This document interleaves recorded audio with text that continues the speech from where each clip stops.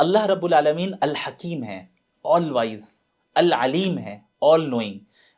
اس کی حکمت اور اس کے علم کی لمیٹیشن نہیں ہے، اور ہمارا جو علم ہے اور ہماری جو حکمت وزڈم ہے وہ لمیٹڈ ہے. یہ اس گلاس کی طرح. اب آپ دیکھیں اس گلاس میں آپ ایک لمیٹڈ واٹر ہی سما سکتے ہیں نا جی، لامحدود پانی کو اس میں داخل نہیں کر سکتے. اس کی کیپیسٹی نہیں ہے، اس میں اتنا ہی بھر پائے گا.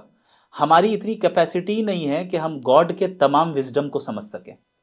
ہماری اتنی کیپیسٹی ہی نہیں ہے کہ گاڈ کے پورے نالج کا ہم احاطہ کر سکیں. تو ہمیں اتنا ہی سمجھ میں آئے گا جتنا اتنے پانی کے اندر ہے یا اس گلاس کے اندر ہے. تو جتنا ہمیں اس سے سمجھ میں آتا ہے اس کو ہم نے ذکر کیا کہ بھائی ایویل کے ہونے کی کیا کیا حکمتیں ہیں اس ڈیبیٹ میں موجود ہیں.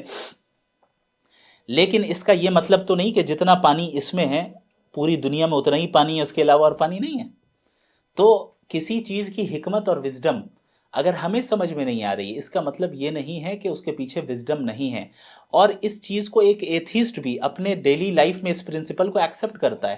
جب آپ کسی ڈاکٹر کے پاس جائیں اور آپ کی طبیعت خراب ہو، آپ اپنے سمٹمز بتائیں، ڈاکٹر آپ کو دوائی لکھ کر دیتا ہے.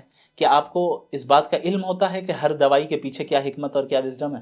نہیں ہوتا. بہت ساری کیا ایسی آپ دوا ہوتی ہے جس کا کوئی نہیں ریزن جانتے؟ نہیں ہوتا.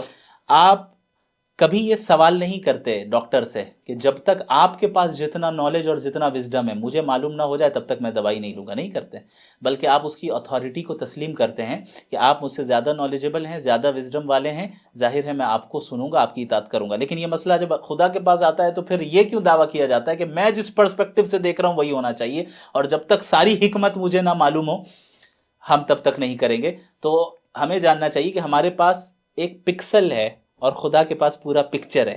تو اس پکسل کو دیکھ کر پورے پکچر کو جج نہیں کیا جا سکتا. لیکن اس دن